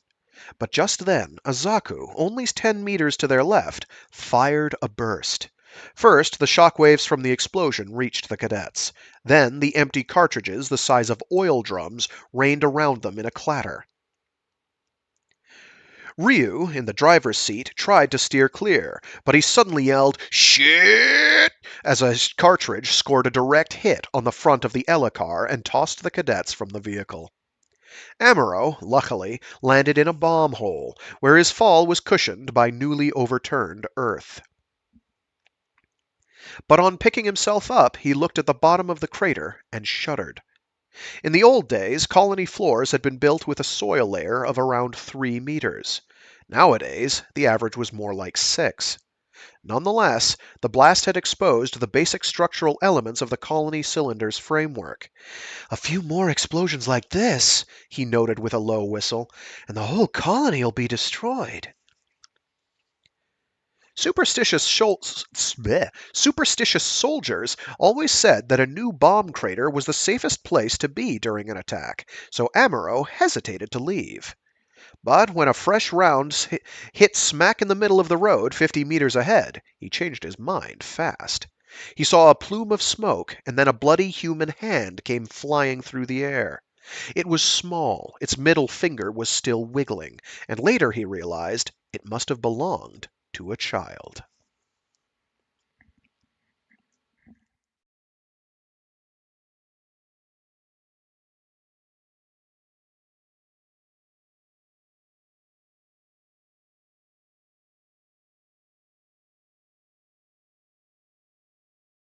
The shock of this sight triggered something in Amuro, for he dashed from the shelter of the crater with an idea. He knew there was still one undamaged Federation MS on a flatbed trailer at the test site. He wasn't sure why he knew, but he just did. He ran over 300 meters, jumping over the charred bodies of several colonists, but then lost his footing when he stepped on what seemed like a blackened log. On closer inspection, the blackened bark of the log had been stripped away, revealing salmon pink mixed with the bright red of human capillaries. Much to his horror, Amuro realized that the soles of his normal suit boots had literally skinned the flesh off a charred corpse. For a second, he wondered how such a beautiful color could exist under a carbonized exterior, but then he felt nauseous. Steeling himself, he resumed running. When he reached the site, sure enough, there was a Gundam model mobile suit on a trailer. Not only had the Zaku's not yet captured it, but it was intact, and even configured with a core fighter. He hurriedly climbed up the ladder affixed to the trailer, and found the hatch used to enter the cockpit in the Gundam's midriff. Tearing away the canvas that covered it, he exulted in the fact that his hunch had been right. Incredibly, the Gundam's engine was even idling. Before actually entering the cockpit, Amuro scanned the surrounding landscape for the Zakus. One of them was still busy warding off Federation troops and anti-tank Elikars, but there was no doubt about who was going to win. The other one had just downed its 5th core fighter, and was in the process of scrambling down the mountainside in Amuro's direction. For the past 3 months, Amuro had trained daily on a simulator for the Gundam Model MS, so he immediately knew what to do, or at least thought he did. When he actually slid his slender frame into the cockpit and looked around inside, he realized he was in a machine with quite a few quirks. The instrument panel, for one thing, was covered with notes made during field tests and with corrections listed for numerical readouts. First, he checked to see if the control system had been switched from the core fighter to the Gundam MS, and then he stepped on the left and right pedals. The Gundam was powered by an ultra-compact magnetic confinement fusion engine, but it was said to overheat easily. It started up with a purr, but within seconds the indicators slammed into the red zone, and hot gas spewed from twin exhaust nozzles on the left and right side of the Gundam's chest area, filling the cockpit. Amuro quickly turned on the ventilator, but this was already more than he'd ever experienced in simulation. When he closed the Gundam's triple-layered, armored front hatch, a central orthoscopic video monitor on the inside began displaying an image. Since it was linked to other screens on the left and right sides of the hatch, it could automatically convert the Gundam's eye-level view to a human pilot's perspective, and provide a sense of distance almost identical to what the pilot would have seen with his naked eye. Moreover, if the image happened to be a target registered in the Mobile Suit's database, the computer system could accurately augment it with computer graphics, or provide a warning to the pilot if it was unidentifiable. Surrounding the Gundam's main screen, there were also 8 smaller monitors, providing a true 360-degree panorama. If needed, the image on any individual monitor could easily be switched to the main screen. In addition, although they often suffered from poor reception, there were 2 monitors used for communicating with close-by friendly forces.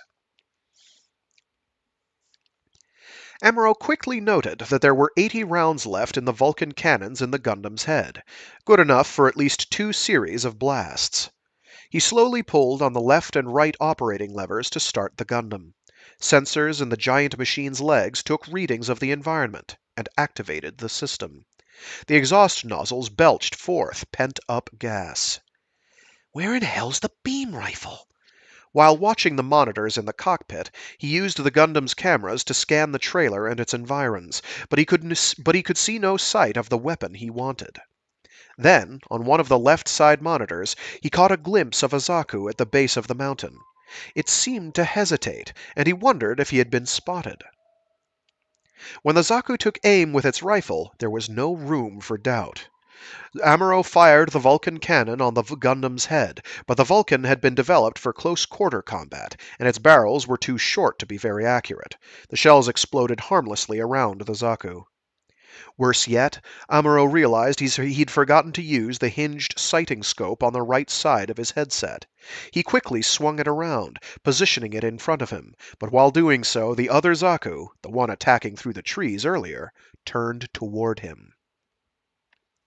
In haste, Amuro jammed the right lever away from him and twisted it into the third zone on the left. It took speed, a strong hand grip, and considerable pressure on the right steering pedal, but the Gundam's huge body did spin to the right. At the same time, the rifle aimed by the Zaku at the foot of the mountain flashed, and Amuro felt his entire cockpit reverberate from a near-miss explosion. His left upper monitor flashed pink and indicated the shock, but there was no time to look. "Damn!" he cursed. "This thing's slower than the simulator!" He was stunned by the fact that the Gundam's entire control system differed from the one used in training, but he wasn't about to let it get the better of him. As his initial terror of combat gradually subsided, a newfound confidence welled up inside him, and helped him transcend the craziness of what he was attempting. Leaning the Gundam's upper torso forward slightly, Amuro headed straight for the Zaku at the base of the mountain, while dodging the attack of the other one further up. In the woods, the tallest conifers helped hide his machine. His main monitor began to display the Zaku. There were no civilian evacuees in sight. "Ha ha! Now we're rolling!" He exulted in the thrill of the moment. He could tell by the way the Zaku on the other side of the woods was moving that its comrade on the slope above hadn't yet spotted him. But then he saw its legs crush the body of an earlier victim of the fighting. Blood spattered out onto a concrete surface. Furious, Amuro yelled, "Let me at him!" Forgetting for the moment the other Zaku descending toward him from his left, he made the Gundam charge straight for the enemy. The hilts for the Gundam's twin beam sabers were stored in the suit's backpack, so he simultaneously flicked a switch under the instrument panel to free up enough energy for them, and then made the Gundam's right hand reach back to unsheath one. The instant the giant hand connected electronically with the saber hilt, a particle beam nearly 10 meters long stabbed forth to form the blade. Like beam rifles, beam sabers required an enormous amount of energy and could only be used for a short time, but their blades could slice through 30 centimeters of solid titanium in less than a second. With his eye on the digital readouts from the MS computers, Amuro fired the vernier jets built into the Gundam's backpack, waist, knees, and ankles for 0.3 seconds. The resulting G-force was mild, but it was enough for the Gundam to jump over the coniferous forest. The Zaku in front of him spun around, and its mono eye flashed, as if in fear. But by the time it raised its rifle up, it was already too late. Screaming in rage, Amuro brought the Gundam's poised beam saber slashing downward in a blur of light. The beam blade entered the Zaku's left shoulder and flickered for a second, but it had more power than in the wow, okay. But it had more power than in the computer graphics sequences Amuro had seen in training, and it sliced all the way through to the right side. The Zaku looked like a monster severed in half and spurting blood. Sparks flew from its severed circuitry, and oil spurted out of its hydraulics. But Amuro had cut too deep. Like the Gundam, the Zaku's main engine was in its waist, and, as the training manuals noted, damaging it could be a fatal mistake for the attacking pilot. It was, after all, a nuclear fusion engine. Damn! He thought, realizing his mistake. He turned the Gundam's chest verniers on full and jumped backward. The Zaku, descending the mountain slope, tried to pick him off, but missed. Amuro cursed its pilot for even trying. The man must have known that his colleague had been mortally wounded, and that they both had to get out of the way of the nuclear blast that would ensue. It wouldn't go off like a normal atomic bomb, but it was far more powerful than normal explosives, and could cause contamination.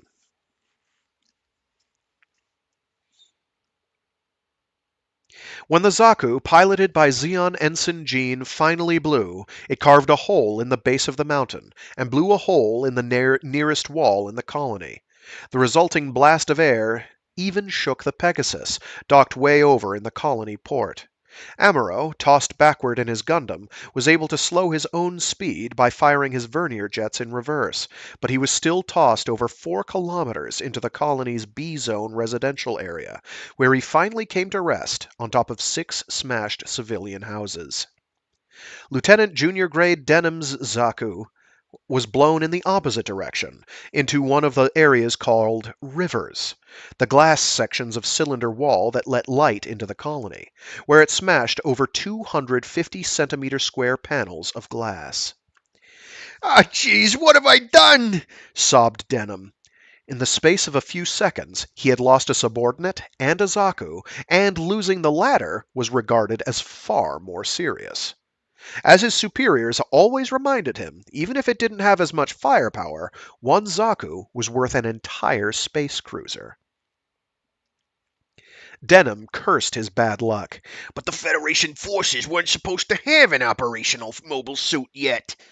And then he remembered the warning the normally daring Lieutenant Commander Char had given him when he left.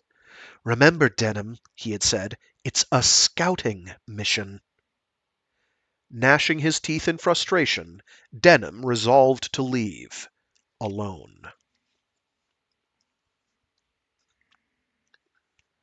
And we're going to call it there for today. I know, a little bit shorter. Sort of trying to go back to not doing 3 or 4 hour segments because those are kind of draining, if I'm honest. They you'd be surprised how much they take out of me. I get emotionally invested. Okay. Come on, where's this next chapter at? There we go. How many pages is that? That's like 40 pages again. That'll be fine. Okay. Okie dokie. So yeah, hope people enjoyed that nice start. Violent and horrifying as it is, not actually that much more brutal than the original series opening episode already was. It's a bit more graphic, but pretty close. Anyway, with that, we're going to call it for today, and we will continue to do this on Mecha Mondays for the foreseeable until we're done with it. I don't know how many streams that's going to wind up being. After that, I don't know. I've got more choices than I can shake a stick at. Could take a break, do some Starship Troopers by Heinlein. Could do Armor by... I'd rather do Armor after I've done Starship Troopers so people have a direct point of comparison, because it definitely uses Starship Troopers as kind of a launching point conceptually, and then kind of does its own thing. It's quite a good yarn, actually. It's a pretty good story, good book, and it's entertaining. kind of ooh rah, military, sci-fi, ooh rah, etc. But cool. I guess. Um, Full Metal Panic. I've got the novelizations for that have been translated. Thank you, Stecky Botris. I think I'm pronouncing that correctly. Is that a dinosaur name? It sounds like a dinosaur name. Should be. Anyway, or I'm mispronouncing it and it's something else entirely. Anyway, thank you for tuning in. I do appreciate it. Um, yeah. I will probably at the end of this week get the playlists for these season 2 streams set up. So they'll be a bit easier to navigate, as well as a dedicated playlist for the Mobile Suit Gundam novelization live narration, um, which we will continue to do. I might have to rewatch a couple episodes just so I can remember how Caecilia is supposed to sound because it's been a minute. Anyway, um, it's fun. I have fun. It's a really, I mean, it's a good story. I still feel that the original Mobile Suit Gundam series holds up. Like people are like, "Oh, it's old, so bad," and I'm like, it actually holds up really well. It's not the best animated thing I've seen from the 70s. That might go to, oh man, there's a Tatsunoko show that's actually quite well animated from the 70s. Can't remember if it was it the original Tekka Man? The original Tekka Man had a couple stock footage sequences that looked really good, but consistency wise, the original Mobile Suit Gundam holds up super well. In any case. Um, oh, Daitarn 3 is another one. That one might be the early 80s. Daitarn 3 also looks great. Um, even now, I feel. But story-wise, the original Mobile Suit Gundam holds up better than practically any of the rest, and I'm including ones that I love, with the exception of maybe Turn A. I think Turn A will hold up forever. It's done so well. It's so universal. Um, that one's really good. Others are kind of like if you're in the mood for it, they're phenomenal, but I don't know if they've got like the permanence, the staying power, and the holy crap, they really changed the paradigm factor thereof.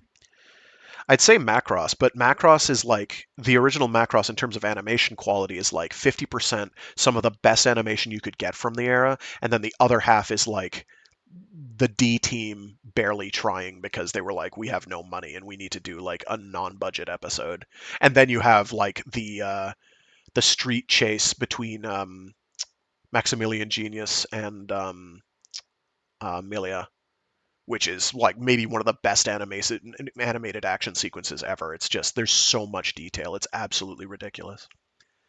Stachybotrys is black mold. Cool. Well, I like the picture of presumably, I think that's a cat. This is a really tiny window. I can't actually see icons too well. So very cute. I will remember that. Stachybotrys. Stachybotrys.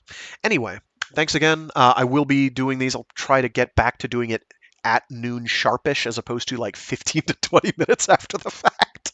I've been trying to do better because I like procrastinate right beforehand, and I'm like, oh wait, you have the thing. I'm like, oh no, I do. Oh no. And then panic, and then have to write out the stream description and everything else. Other than that, not many format changes other than what I'm doing for the Hyperion Cantos as far as using Wednesdays and Fridays interchangeably. So yes, that comes across as a bid to get better engagement numbers, but that's not the intent. And I only really thought that people could perceive it that way after the fact, while I was reading something about someone snarking about how their favorite streamer had changed in some way. And they were like, oh, well, they're doing something, something. And I'm like, oh, maybe real life is intruding. Another thing, I will never ask people to give me money. I'm setting up a Patreon anyway. If you want to throw me money, you can go right ahead. But realistically, YouTube and Twitch are never going. I'm like, they keep increasing the requirements in order to monetize stuff. And even if I did, that would mean I'd be beholden to certain forces that I'm not beholden to now.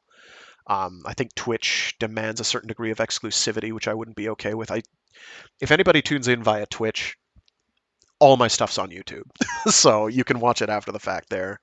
Um, if you want to catch me live through Twitch, that's cool. I do it because I have restream. I use restream.io, and that sounds like me shilling, and that's not the intent. That permits me to stream to multiple services at once with minimal effort, um, and that increases the throw, I guess. But it's not my intention to make money off of these. I'm already gainfully employed, so. And what this basically means is I do this for fun. I do this as a hobby. I do this because I want to, not because I demand remuneration. So I am cobbling together a Patreon. If people want to throw to that, I'll post that in the stream descriptions going forward once I have that set up. People want to throw me money, go ahead. I don't want you to, or rather, I don't need you to. If you do, great. Undying love. But it's not the point of me doing these. The point of me doing these is to have fun reading books people maybe never have heard before. Um, and in a format that allows me to put in the absolute bare minimum of effort to have a presentable product, minimum viable product, which is just streaming it live instead of having to actually go through the scut work of editing a video so it's presentable, which, I could use to make money off of or something. I don't know. Um, but we're lazy here. So, um, less of that. Thanks again to everybody who posts in the comments links to the timestamps for when I actually start talking. That means I don't have to do it. Thank you. Um, I appreciate it. But I will never demand money from people. I will never be like, well, if you want this to continue, you need to give me money. No, never happening. I'm going to do this as long as I am physically capable. If for some reason tomorrow a cyborg ninja swings by and rips out my throat, I will cyborg myself up to keep doing it. Which will mean the streams will sound an awful lot like this going forward, which would really kind of suck. But, win some, lose some. Hopefully that doesn't happen. Yeah. I am now current on backing up my reading streams. So if for some reason I get like a DMCA takedown or something, I can now basically just re-fucking upload it under a different name. I will endeavor to come up with some sort of a social media type thing so that people can actually communicate with me. I might, because it takes zero effort, I might do just like a Discord link. I know Discord's not ideal, but it would take me no effort to have one of those that's functional so somebody could like throw words at me there. Um, it would not be especially difficult to do. So I might wind up doing that if people want to do that. Anyway, again, yeah, I'm going to keep doing these regardless of if people threw me money or not. So don't ever feel like I'm pressuring people to do it.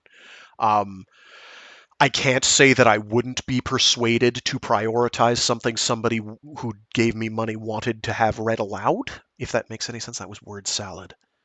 Basically, if you threw money at me and said, I want you to read this, and that's the specific reason I'm doing this, I won't say that I wouldn't be persuaded by that. So, that's not meant to be an incentive. I'm trying to make this as hands-free as possible, entirely of people's own volition. And I realize this comes across as me begging for money, but people have broached the question of, oh, do you have a Patreon so I could, or some means of me donating money to you? This was years ago, and I don't know if they even still listen. Maybe they do. Hi. And I'm kind of doing it sort of to call their bluff and be like, don't do it. There's like, it's somebody doing it because they want to do it, not because money. But if you want to throw me money, frig, I'll take it. A little extra scratch never hurt nobody. And if you have specific demands, attach them to that deposit, I guess. I don't know, and I'll go from there. Anyway, with that, yeah, so our current schedule then is still the same as ever: Mondays, Wednesdays, Fridays. Mecha Mondays, where we do something giant robot related or mecha adjacent. In this case, we are reading the novelization of Mobile Suit Gundam, all three novels. It's fairly short. It's three novels: Awakening, Escalation, and Confrontation. Um, we have Wordy Wednesdays, which is acting as a float day to support the reading of the Hyperion Cantos by Dan Simmons. Um, this Wednesday will be a longer Wednesday, and then Friday will be short. It's weird. It's because of the structure of the book. I've explained this already, but I'll do it anyway for anyone who's just tuning into these. The structure of the book lends itself to a short interlude, long character backstory, short interlude, long character backstory, more or less for most of the first book. And if you combine the two, it's sort of problematic time-wise because, frankly, I run out of steam. Also, it means it's like a 4 hour long stream, and that's long. I'm trying to be like, okay, let's have these so they're a little more bite sized. But it also means that I don't have to split them in the middle, where it's like, oh, here's the character backstory segment, the character tale segment, and the character tale segment is like, say, 50 pages long, and that's, I don't want that to be broken in half because then you have to find a point to break in half, and they aren't necessarily chaptered, so you have to. No, it's better to just do it as a single segment and then do the interludes as a short separate one that gives me time to recover if need be. If it's really emotionally draining, which they're not really, but they are. They're fraught. I mean, if anybody has listened through my reading of, I think it was both Heavy Time and Hellburner by CJ Sherry. There's moments towards the end of those in climaxes where like I could feel my heart rate ramping way up. So I'm there and I'm like, oh my god, I'm actually sweating just reading a book aloud. What's going on? So I don't do these because I don't want to be emotionally invested and I want to be like separate or something. Whatever point I'm trying to convey. Um, I do these because I enjoy it. It's because they're cool books and I want to read them aloud and I think people will dig it. I want people to dig it. If they don't dig it, it's okay. That's no skin off my back. If there's things people want me to read, it's going to be very difficult for me to read people, although I could do biographies too. I've done segments out of a Frank Zappa biography as an April Fool's Day joke. When is April Fool's this year? Who knows? April. That is on a Monday. Oh, joy. I have to find something to do as an April Fool's Day thing for Monday. Something April Foolsy that's giant robot related. Okay, that'll take some doing. At any rate, this is the post-stream ramble. Hi, bye. Um, Anybody who was going to be a long-time listener has probably been chased away at this point. Good. Don't let people waste your time. And yeah, so with that ramble over, yeah, and Fridays are free read Fridays where we're going to be doing Hyperion Cantos anyway. Wednesday is going to be until I'm done doing that portion of Hyperion that has the character tale, then interlude segments. That's what Wednesdays are going to be. After that point, I'll do short stories or something. Maybe it'll be more, if not experimental, than just kind of throwing stuff at the wall. I've been meaning to do some comic book reading aloud again. Get back into that. Um, just sort of to figure out the timing, what works for that. Um, I don't know what I would do. I did some terrible Dark Horse Aliens. Okay, excellent Dark Horse Aliens comic, but last time Aliens Outbreak, it's like the Aliens comic book. Everything else can take a jump. There's some good other ones, but it was kind of just a giggle because I was able to find a digital copy of it and go from there. So yeah, I'll find something. I don't have a huge digital comics library, to be honest. It shouldn't be too hard to get, you know, on the sly. Um, but yeah, with that, we'll call it. Thanks for tuning in to everyone who tuned in. If you're listening to this after the fact, as I mentioned before, I do this every Monday, Wednesday, and Friday, starting at about noonish Eastern Standard Time, East Coast U.S. time. Um, Feel free to tune in live. If not, please feel free to just listen to them after the fact. Feel free to holler at me in the comments if you have any questions, criticisms, or whatever.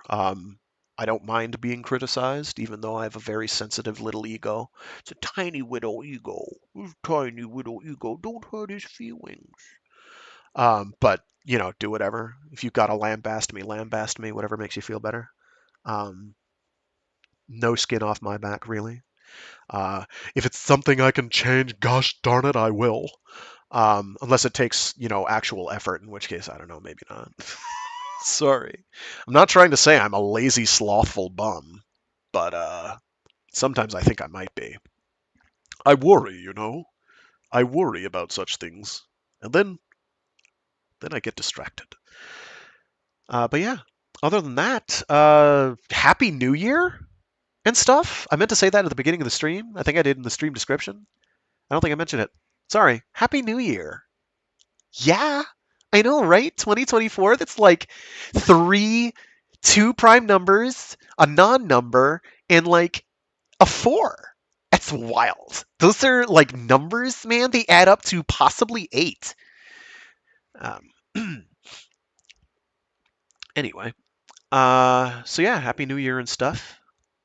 We've completed a revolution around the sun without eradicating the entire biosphere yet. Let alone our own species, which I'm beginning to think are going to be like cockroaches, only worse.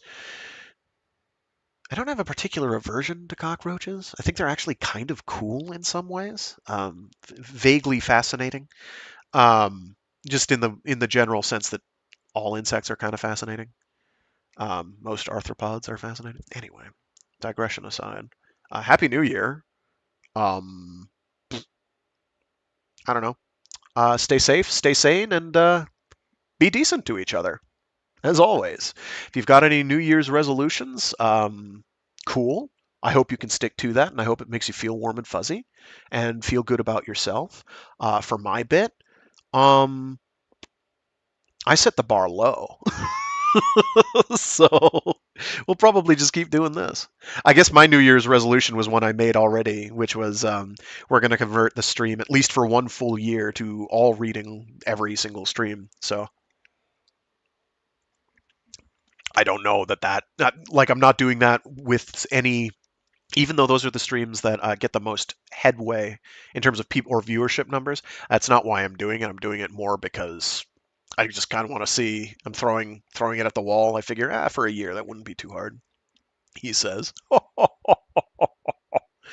If there are any breaks, I'll try and tell people well in advance if there's going to be like a week off. Um, Stuff happens, life finds a way to get in the way. But yeah, just keep being cool or toasty. I mean, if you want to be toasty, man, woman, whatever. Boom, boom, boom, boom. And yeah, hope people liked the little title card sting from the original Mobile Suit Gundam that I threw in there. I had a little giggle myself. Yeah, no, that's it. That's the ramble. We're done. Okay, see you all later. Thanks. And I realize I probably sound very stuffy. I hope I don't, but I probably do. That's partly an artifact of the kind of. It's not a bad headset that I'm using, but it's not professional quality equipment. Um, and also a fact that it's like a big weather change is happening where I'm at, so my sinuses are doing things, and I don't know if I like them. Oy. But yeah, so do have fun as best you can. Keep on keeping on. What other lighthearted, off-the-cuff platitudes can we chuck into the end of this thing? What's another good one? Well, if you're Garmazabi, you can blame this on the misfortune of your birth. Um, I don't know. You could wonder why your Zeong has no legs. They never got around to installing them. Didn't really need them, to be honest. It's space. It's like, okay, there's the AMBAC advantage, but I think depending on the design documents you look at or spec sheets you look at, the Zeong actually is supposed to have even better thruster capabilities with the legs on. I'm not quite sure how that works. You'd think that the weight would get in the way, but whatever.